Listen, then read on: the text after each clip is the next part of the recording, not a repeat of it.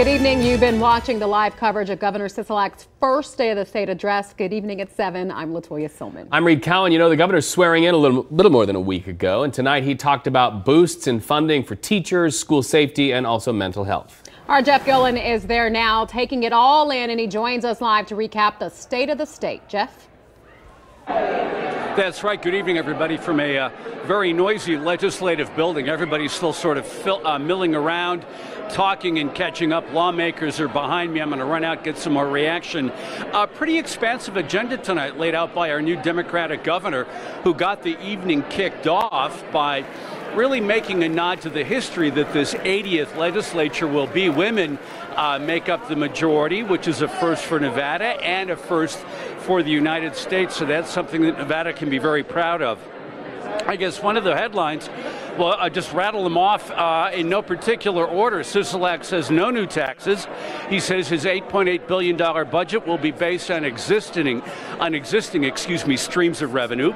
He's calling for more money for schools. He wants to raise the minimum wage, says the economy's doing pretty good in Nevada, but not pretty good for every Nevadan. So that's why he says, look, you can't live on $7.25 an hour. He wants to work with the business community to come up with some sort of middle ground on that one. Got a real standing ovation. He said climate change is real. He wants to make Nevada get 50% of its power from renewable sources by 2030.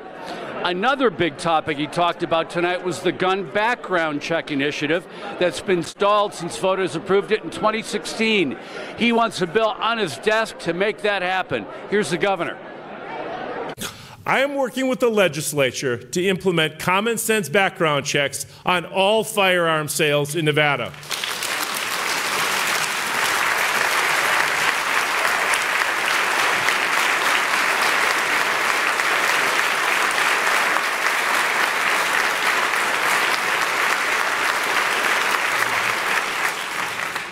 We will outlaw bump stocks.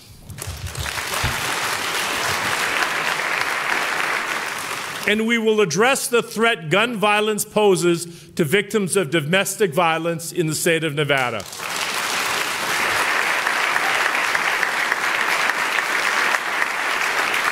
Those subjected to restraining orders should not be allowed to buy a firearm. So that is the governor tonight on some of his gun measures he would like to see put forward.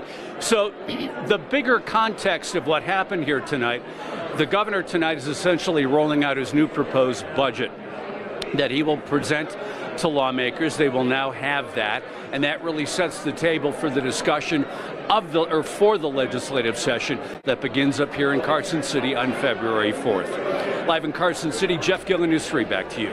All right, thanks so much, Jeff. Well, Jeff and our team in Carson City will be going through the governor's address, and of course he'll have a full recap tonight on News 3 Live at 11.